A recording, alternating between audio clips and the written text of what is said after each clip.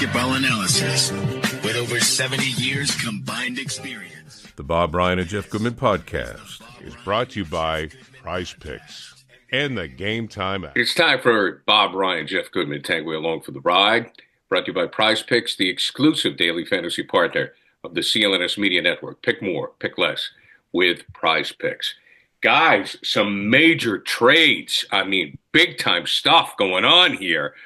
And a little later in the week, we're going to be dropping a pod with Bob going over his biggest trades in NBA history. So you'll have to stay tuned and see if those make it into that podcast. But this is a real head-scratcher for me. Bob, I'll start with you. Luka goes to the Lakers at the age of 25 as one of the premier players in the league. And part of the deal, Anthony Davis goes back to Dallas. I'm flummoxed. Your thoughts? The thing we can't get away from in this trade is the relationship between the respective general managers. And the fact that they are old. We don't know how close, quote unquote, they are, but they sure know each other very well, having both been associated with Kobe Bryant during his Laker tenure. So from a Nico Harrison standpoint, I think our general feeling about Dallas is they should have extracted more, at least gotten that extra number one pick that LA still is holding on to. And we need I need, and I think most people want, a better, deeper explanation for being willing to give up Luka Doncic, other than the conditioning thing, which is curable, if he wants to cooperate. And now that's another topic we'll get into, is his new relationship with LeBron. But it is curious. It is.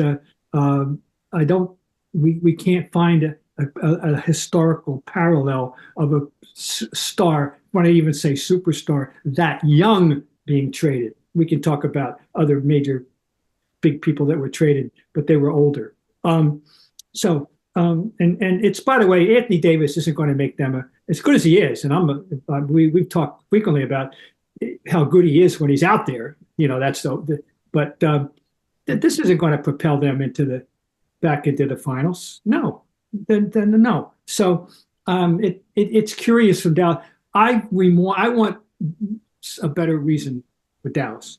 Okay, Bob, if you're not getting a reason, what does that generally mean? If you're not getting a real reason, it means they can't say it, which means basically Luka's been a pain in the ass, and they don't think they can win with Luka at the highest level.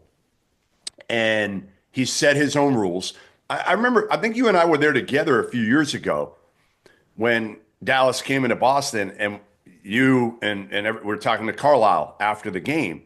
And even Carlisle kind of intimated, like, there's only so much I can do here, because from above, I can't coach him the way I want to coach him. Right. I can't anymore. We got to treat these kids with kid gloves. And it's kind of like Joel Embiid when he came into the league and he came in hurt, and they have their own rules and they make their own rules. So then they think they can do whatever they want. They have the leverage. Obviously, the conditioning was a factor, all that. But it's also about, like, how you act. I mean, remember, does anybody in a league in which almost every star player is bitching to the officials over and over and over, is there anyone worse than Luka? Is there anyone harder to watch than Luka Doncic, who bitches every time when he doesn't guard a tree? He can't guard a tree. So to me, again, I think it was everything, guys. I think it was they just didn't feel like he was going to be the right guy. And I think it was they thought maybe they wouldn't have the leverage in a year that he would then demand a trade or try to get out or of his deal, whatever. They should have explored other opportunities. It's bad business by Nico Harrison, right? Yeah, I don't understand it. I wouldn't have done it. But my guess is they just felt like, hey, you know what? This guy is a pain in the ass, and I don't think we can win with him at the highest level. So let's get the best top 10 player we can in the league for him. And Anthony Davis probably, if you look at it, he's probably we go through them all. Boston's not trading Tatum. Shea, Oklahoma City, they're not trading him. Then you got some old dudes, right? KD, you're not trading for Joker, Denver's not trading him. So there's a couple. Giannis, maybe. Like, that's the one I think that maybe you could have had a little bit of a fit there. But, if you're Milwaukee, you want to pair Luka and Dame Lillard together? Probably not. Probably not. So, like, it fit, but I understand what everybody, including Dallas fans, are saying right now, which is like, man, how do you do this trade for a 31-year-old Anthony Davis? 31-year-old guy who's it's news when he's on the court for more than 3 weeks at a time. And this is the way it's been. I just looked over, the last. He's been relatively healthy. He's actually been healthy-ish. Yeah, and 23-24, he played a career high 76 games. Right. The 3 years previous, he played in 36, 40, and 56 games, respectively. The 3 years previous. Now, Luka himself misses games. He hasn't played since whenever the hell now, And last year he did play in 70, but before that it was 65, 66, 65, 66, and then 61 going back to his 1920 to 1920. Anyway, it's very interesting. So how much Dallas is going to get out of Anthony Davis is certainly, questionable. I'll say this. He wanted to play, well, we can start looking at the analysis here. He wanted to play with centers, and he's going to play with two of them, For now. Yeah. And people question whether he is better at 5 or at 4, as if we still stick to those numbers in a world that's been changing in that regard, right? Oh, right. The numbers are less important, and they're more, the positions are more elastic now. But he now suddenly has got 2 young guys that can do stuff, and particularly the defensive end, Daniel Gafford and Derek Lively. So he's getting his wish in that for him. Anyway, yeah. I'll start with you, Jeff. If Mark Cuban is still running the Mavericks, is this deal made? Probably not, no. Because Nico Harrison's got all the power now. Mark Cuban's a minority owner. He's got no power. Right. Mark Cuban would have vetoed it, I think. I mean, I just don't. There's no certainly, doubt. The way it went down never would have happened. Mark Cuban, as a businessman, never. Now, again, guys, in full disclosure, I've known Nico Harrison a while. He worked at Nike, and Nike was a very, they operate differently. I'll say that. They operate differently, especially within the grassroots realm, which is what Nico was in. They just kind of do their own thing. They operate their own way. Obviously, he's known Anthony Davis for a long time. And again, we're not disparaging Anthony Davis here. To be honest, like, Anthony Davis is a top 10 player on the floor. We all know that. There's no argument there. The problem is he's 31, and now you've got a small window. Okay, small window with Kyrie and AD. You're a smallish market team. So you're not going to get another big-time free agent there. Where now, I mean, look at how fortunate you are if you're the Lakers now. You're at the end of the LeBron era, right? And everybody thought, okay, when the LeBron era ends, the AD era is going to end shortly thereafter. And what are you going to have if you're the Lakers? You're going to go back into full rebuild mode. And now what do they have? They have their superstar. They literally can go from LeBron to now having Luka and build around him. Now, again, the question is, do people want to play with Luka Doncic? Do people? I would say probably not, even though he's an elite passer with incredible court vision.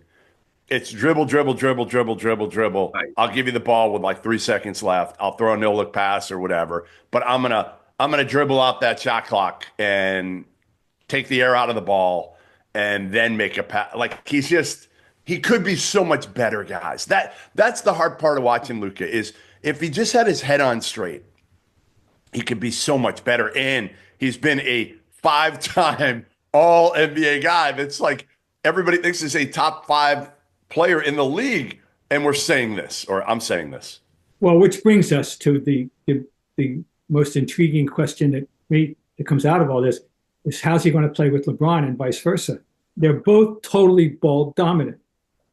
And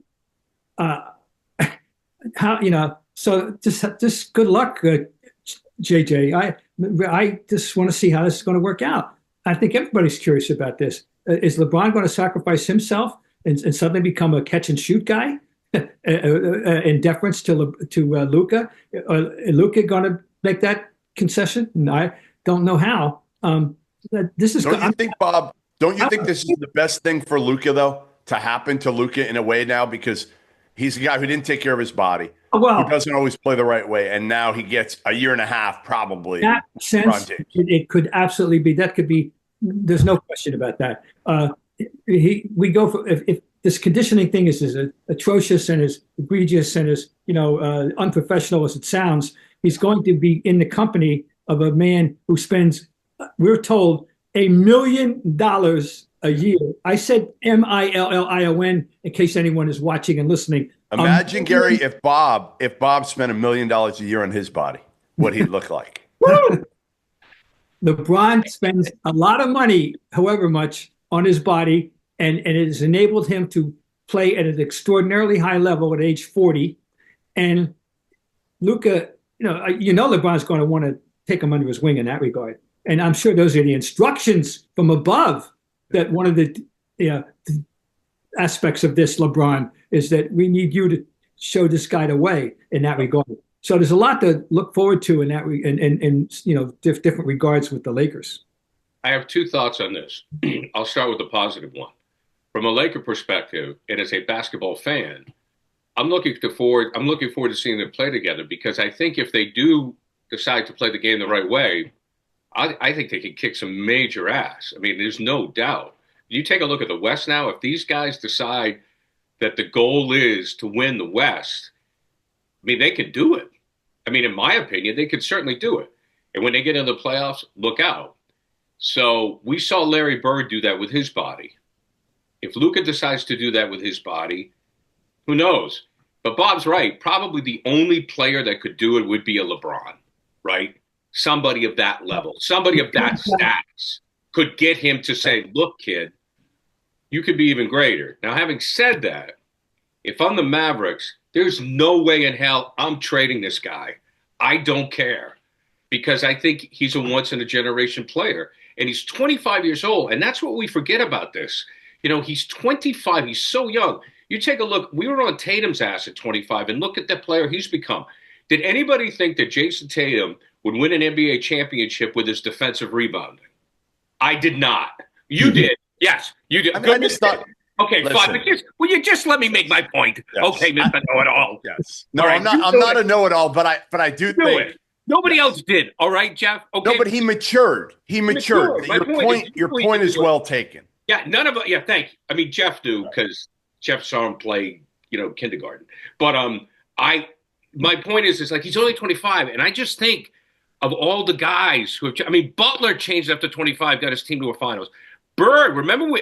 Bob was there. Helen at college. We all showed up, and everybody went, look at Larry Bird. Holy crap. He's lost 10, 20 pounds. He's got the haircut. He looks slimmer. He's in shape. I think that Dallas gave up too soon. Having said that, I am very excited to watch the Lakers now. I don't know. I don't know if you guys want to reply. I'm with you. No, I agree there. I think it's going to, and I'm intrigued to watch Dallas now. How can you not be, to see if Kyrie and AD, and listen. Oh, Kyrie, please. I know, but Kyrie, AD, like, they got bigs. Like, they could be better. They could be better certainly than they've been, because Luka hasn't been on the court. Again, the window is just it's so small now for Dallas, and now you're just basically conceding the future in a way, instead of saying, hey, you know what? And I would have just waited. I would have waited till after the season. I wouldn't have. And done my due diligence and made sure there wasn't something that came along that was better. That's the only thing I just think they screwed up with. Like, for instance, okay, here's one that I'll say to you guys. Would you have done, is this a better trade? Would you have done, if you were Dallas, Luka for Jaylen Brown, Drew Holiday, and a number 1 pick? And would you have done it if you were the Celtics? In a heartbeat. Okay, me too. Oh, my God. Bob, would you have done that deal if you're the Celtics? I'm just, yeah, I think, I mean, with this one, Holiday's older than people realize, and So he's, I think, yeah, I'd say yes. do that deal. Do that It's deal. not a bad trade for both sides, right? I'm not saying Not at all. it's a slam dunk for Dallas, but you get a guy who's younger and Jaylen Brown, who's he's now become an all-star. He's not Anthony Davis, but he's more durable. You add Holiday, who's a culture piece, and then you get another first-round pick. Maybe you get two. Maybe Celtics give him 2 first-round picks. Yeah. Okay. You mentioned a name that I think is going to like this trade is Kyrie. Kyrie is kind of been, I was going to go so far to say this liberates him, but he's already proven he's averaging 24 a game one way or the other. Yes. And now that he's going to be absolutely the man in charge of the ball, Yep. Whether he's a point guard or not, doesn't matter. He's going to be in charge of the ball in a half court offense. And I think he's going to like playing with Davis. I think he's going to like this a lot, frankly. And Anthony Davis is a great dude. Anthony Davis is a high character guy. I mean, look, he's a wonderful guy. Yes. And I feel terrible for him that he's been injury plagued because I think his career, I don't think he's going to get recognized for the player he is because of his injuries. That's true. Yep. No disrespect. And you know what? I'm just not. The dude won a title. I mean, it's a bubble title, but it's still a title last I checked. He won an NBA championship with the Lakers. So, again, he should be revered for that. And now the question is, are they relevant? Was last year's run, and that's the crazy part too, guys, is we're talking about 2 teams now. Minnesota, who did it in the offseason after their run to the Western Conference Finals, right? They broke that team up with Karl Anthony Towns. And I'm sure they regret it today. They won't admit it. And now Dallas, who went to the finals. You're talking about them breaking their team up when, again, we don't know how good they could have been because Luka's been hurt. So it's like they didn't even give it a fair shake to see how good they could be this year and whether they can make another run. I mean, Bob, if Luka's 29, I'd probably make the deal. He's so damn young. He's a baby. Well, this is where it goes back to what Jeff was saying earlier. There's something behind the story. Yeah, I guess. I think we're free to speculate about that, and that it just doesn't make enough sense given the return that they got, and they could have done. They should have. And Jeff's so right. It's hard to imagine there wouldn't be a better deal out there sooner or later. So. Anyway, do you guys have any comments on the other players like Max Kleber and Markieff Morris? They go with Luka. Max Christie, first pick, they go to the Mavs. Do they have any impact at all?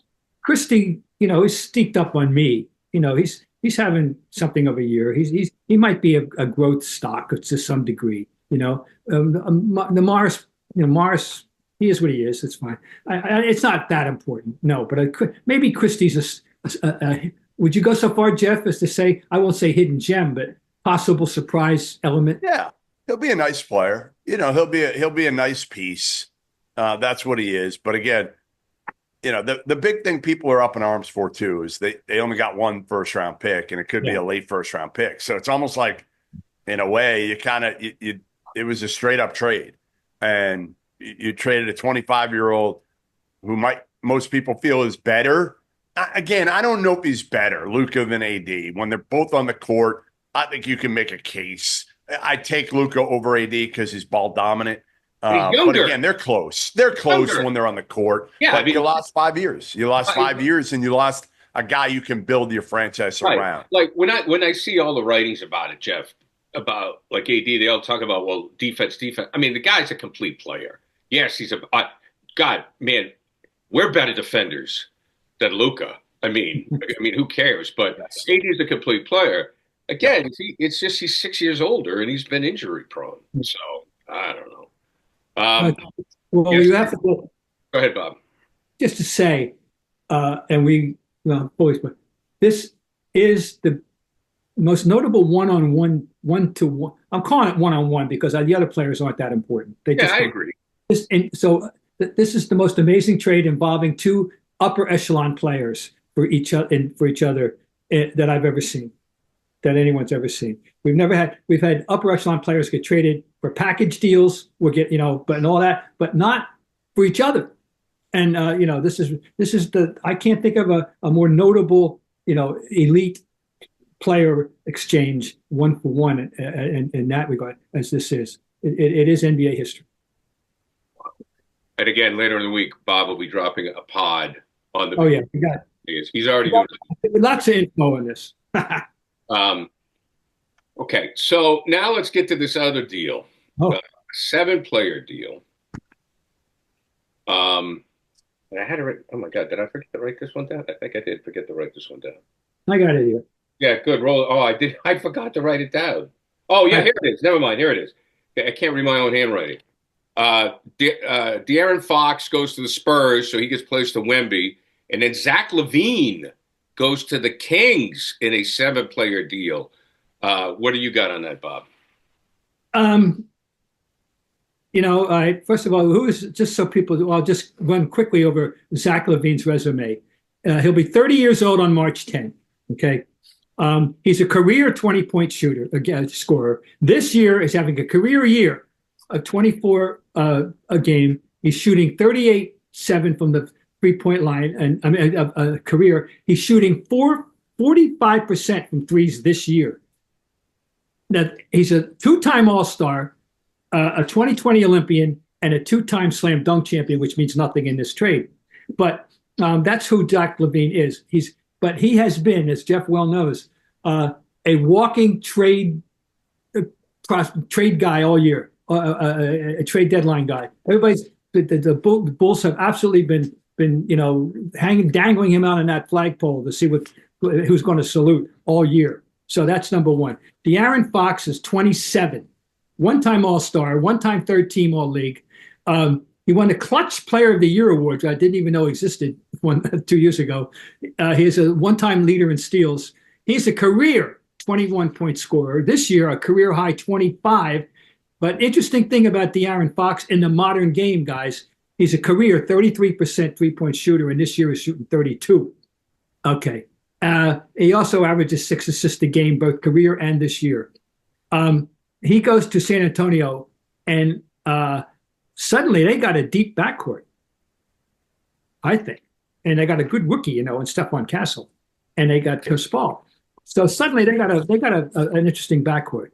And as far as Zach Levine to Sacramento, I've been kind of bullish on Sacramento going back to 2 years ago, and they just haven't gotten over the hump. He's being reunited with a former teammate, DeRozan DeRozan. And so Sacramento, I don't know if they got better. I don't know. I'm not sure. This isn't shaking up the earth in terms of balance of power or anything. I wouldn't say. Would you, Jeff? Well, we're going to get to Jeff in a minute, and this is called the Big Market Tease as I read a commercial. That's why people are going to stick around, because I think Jeff's going to have some comments on Wemby and how this impacts them. Prizepicks, the best place to get real money sports action with over 10 million members and billions of dollars in award winnings. Prizepicks has made daily fantasy sports accessible to all. You just pick more or less on at least 2 players with a shot up to win 1,000 times your cash. Run your game all season long on Prizepicks. The big game is coming up. That's right, folks. The big game is coming up. I'm going to be seeing my college buddies like Otis and Wormy and Shemp and Lance. Where do you get nicknames like that but in a fraternity house at the University of Maine? So the game is here. So don't miss out on the biggest football game of the season with Prizepicks, the best place to win cash while watching the big game. Prizepicks is also giving away a free pick for the big contest, where one of the starting quarterbacks will only need to throw 1 yard to win. If you're correct on at least one or more stat projection, you can win real cash. And check out the promos tab to tail any of the Super Sweat Millie Winners big game lineups. If you tail a lineup that goes 3 for 3, you can win a split of $1 million in promo funds. So Prizepicks is the best way to win real money this sports season. Which players are going to go off? Which ones aren't? Make your pick. It takes less than 60 seconds to turn your sports opinions into real money all season long on Prizepicks. So, look, Kelsey, is he going to grab him more than a couple touchdowns? What do you think about that? I think that is a safe play. Travis Kelce for more than 2 touchdowns. And as we said, more or less 60 seconds of seeing Taylor Swift. Download the app today and use CLNS to get $50 instantly after you play your first $5 lineup. Download the app today. Use code CLNS to get $50 instantly after you play your first $5 lineup. Prizepicks, run your game. Now, Jeff Goodman, it is your turn to talk about the deal where Fox goes to the Spurs and Zach Levine to the Kings. I mean, the Spurs are the huge winners here. There's no doubt in my mind. Like, this is the easiest trade to evaluate I've had to evaluate in a long time, because they got the best player in De'Aaron Fox. He's got a year left in his contract. And oh, by the way, they didn't have to give up their young stars. Steph Castle didn't have to give him up. Didn't have to give up Keldon Johnson or Sohan, any of those guys. Yeah, I mean, this is a win-win, because now I think the Spurs are in business for next year. Like, really in business. Wemby and De'Aaron Fox, there's nobody faster in the league with the ball than De'Aaron Fox. Nobody. And last I checked, Wemby's pretty fast for somebody his size. And those lobs that he's going to catch from De'Aaron Fox on the break, it's going to be special. So I think now, again, Chris Paul becomes your real true backup. Fox is terrific. And I don't know what the hell Sacramento was doing. And the Bulls, even worse. Like, Sacramento didn't do a great job, but at least they got some picks and Zach Levine. And the Bulls absolutely got nothing out of this. I mean, not nothing, but like Kevin Huerter, I like as a nice piece. But they didn't get a whole lot. Zach Collins, who's been hurt, and Trey Jones. But yeah, the Bulls are the losers. The Spurs and Victor are the clear winners, and now the Spurs are in business as next year. Probably they're one piece away. They're one piece away from being, like, I don't know if I'm ready to say it, but I might be ready to say it. Like, say it, Jeff. You want to say it? They're one piece away from being like championship contenders. That's crazy that I'm saying this. But I mean, look, Wemby, people feel. Don't you think Wemby is really improved? I mean, yeah, obviously, but he's a top 10 player already. Right. He's so that's his second player in the year. league. So why? I don't know why you're couching it. I just didn't think I'd ever say it this quickly, because I mean, look at the team he walked into and how god awful they were. And De'Aaron Fox, to me, is a top 5-ish point guard in the league, especially when you pair him with the right players around him. His perimeter shot's gotten better. He's an elite defender. Again, like I said, his speed is unmatched, other than maybe Ish Smith in the league. There's nobody else who can push the ball like he can. And yeah, and they got Steph Castle, who's going to take a jump, guys. Going to take a major jump. I think that missing piece is clear when you look at who their other front court players are. And here's here's the non-Wemby front court players for San Antonio right now. Harrison Barnes, Sohan, who's young, Julian Champagne, however you pronounce his name, you know who Champagne, and that's pretty much it. And they need they could use a seasoned big power forward type of 4-5 kind of guy, I think. And that's a missing piece of that puzzle. But certainly the backcourt's secure, I think, now. And Wembanyama is Wembanyama.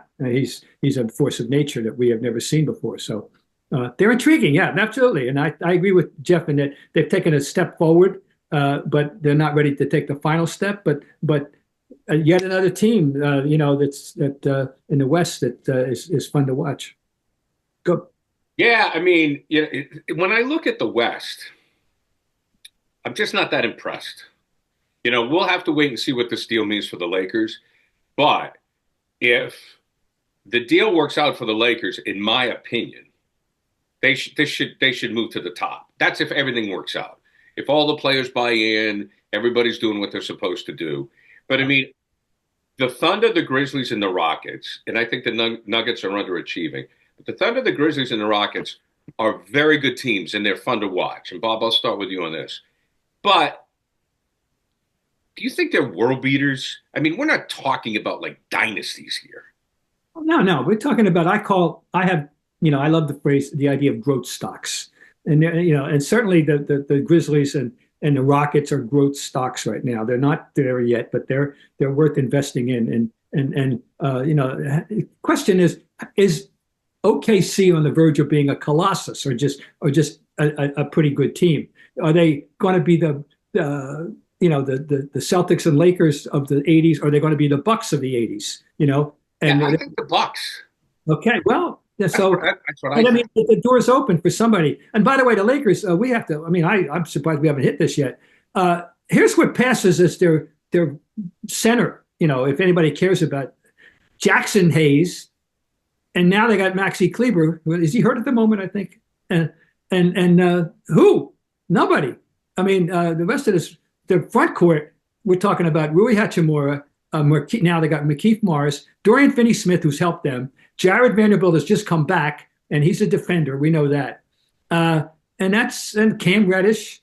I don't know. I'm not impressed with that full roster. I'm sorry. They have to me they have a long way to go. Don't you think? What do you think about the Thunder in the hierarchy of the West? I think it's the best of what we got, but I don't think the Thunder are elite. They're not overwhelming. They're overwhelming. They're good. We don't have, with the Celtics playing like they're playing right now, we don't have an overwhelming team right now in the NBA. We don't have one. Right. One that just scored 91 points and a half last night. That I don't know if they're overwhelming, but they certainly are formidable, that team in Cleveland.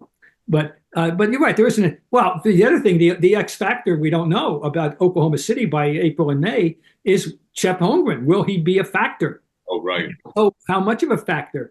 I mean, in terms of pairing up. So that's still an open question, and that's certainly going to be one of the dynamics of the playoffs when we get there is whether or not they've got Chet Holmgren.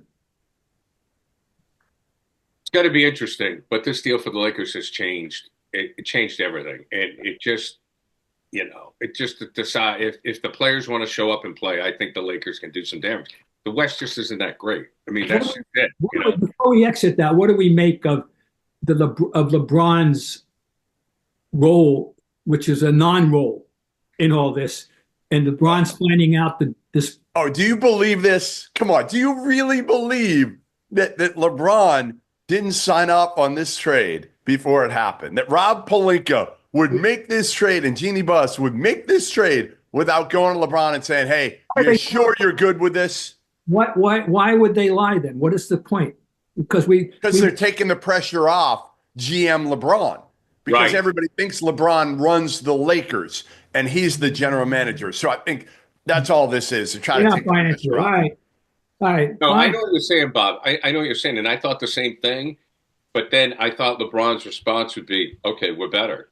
I mean, if this guy plays to his potential, if he plays to his potential, they could get to the finals.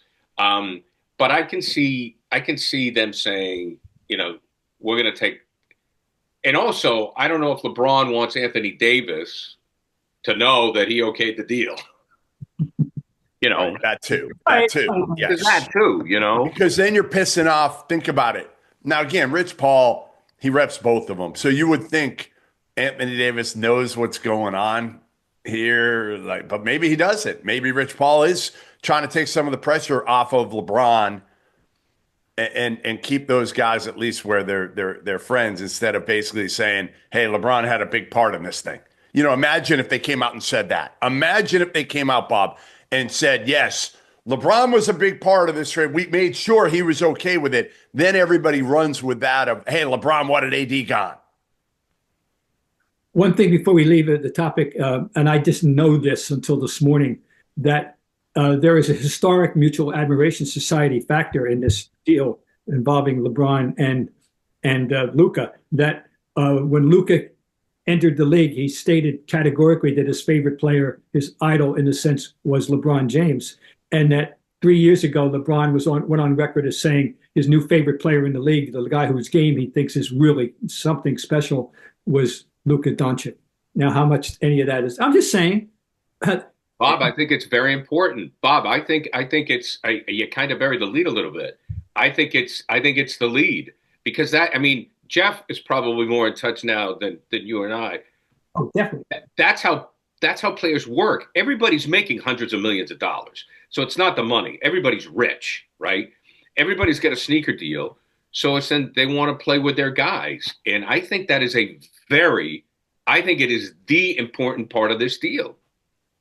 Oh, well, speaking, one thing we haven't talked about at all, which I think is interesting because I learned something, my eyes glaze over when we get into the topics of the salary cap and the CBA and the second apron and the dish pan or whatever, But the idea that by trading him as they have deprived him of an opportunity for these quote unquote max contract, which would in 5 years, $345 million.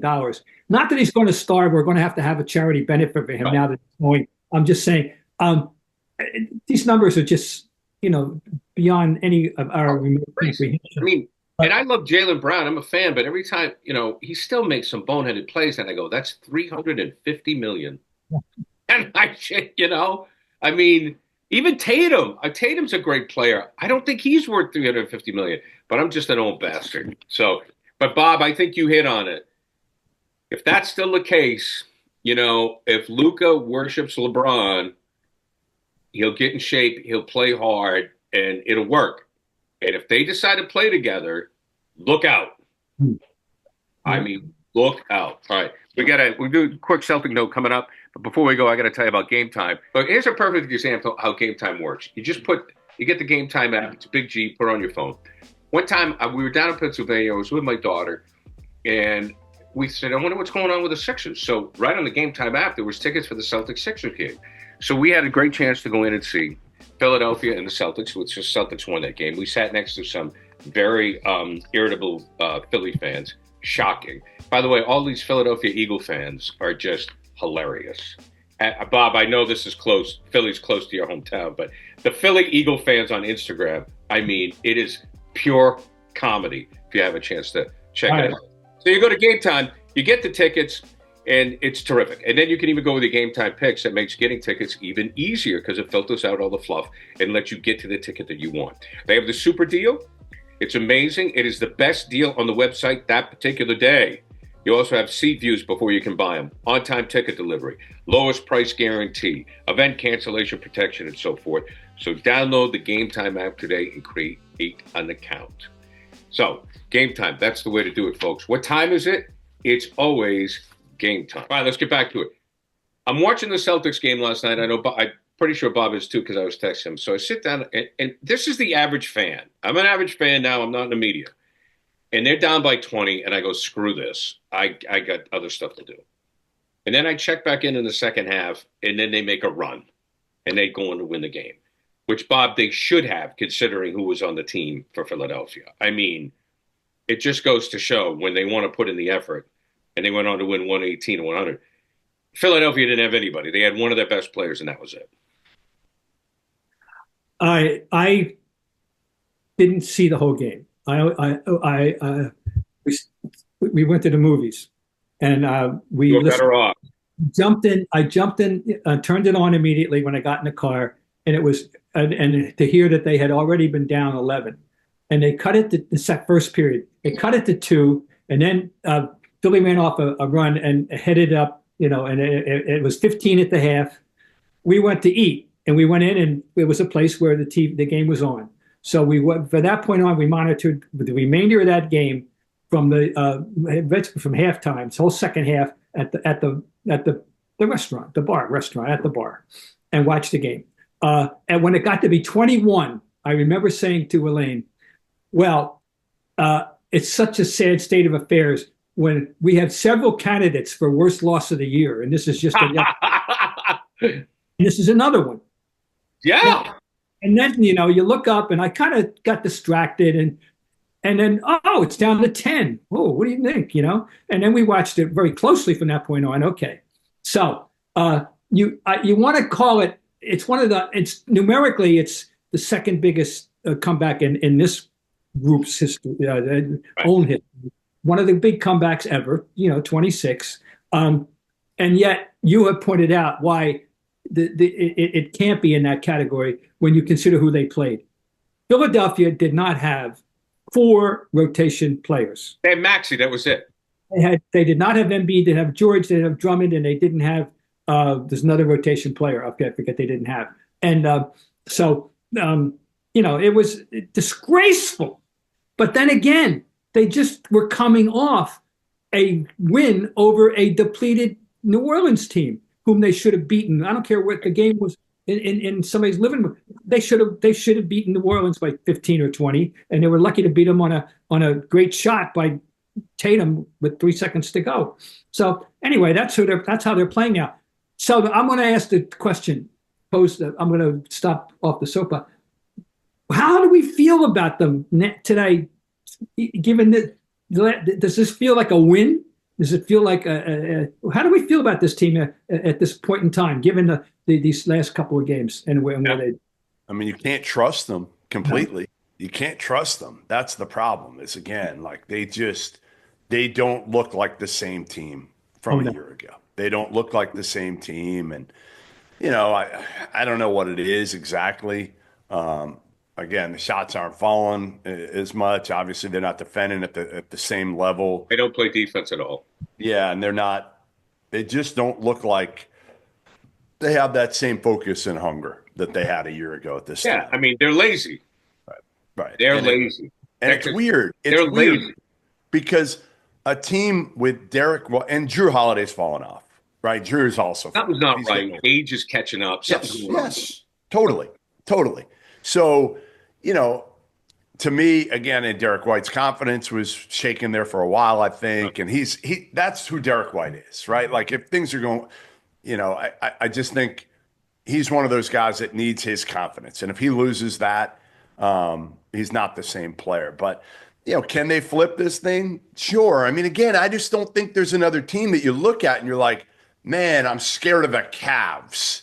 Like, I'm not scared. I'm not scared of them. But I'm not scared of them if I'm the Celtics. But they can beat you. They can easily beat you. The way I look at it is the Celtics can lose to anybody. Yeah. They can lose to anybody. They can beat anybody, but they can lose to anybody. And I'll get on my soapbox and then I'll let you guys go. I'm Joe Fan. I look at myself as Joe Fan now. And I know nobody cares about this. But when I hear it in the media and I hear it on my guys on sports radio, they go, well, it's a regular season. They'll show up in the playoffs. As a consumer, like my daughter said, she wanted to go to a Celtics game. And you look at what the ticket prices are. I go, I'm not going to pay that kind of money because I may go and they may decide not to play. And when you have families spending a lot, not just corporate America, spending a lot of money to go to maybe that one game or those two games, and they don't show up. They decide not to play that night. And it just sucks. Because everybody just says, oh, well, wait till the playoffs. Well, what about the people that pay a lot of money to see a regular season game? That's it. It's the new NBA. The new NBA. And it's not just here. It's everywhere. Right. It's everywhere. All right, coming up later this week, Bob Ryan, folks. You want to check it out. He's got the biggest booming trades in NBA history. It's coming up later this week. We've been brought to you by Prizepicks, the exclusive daily fantasy partner of CLNS Media Network. Pick more, pick less. Prizepicks.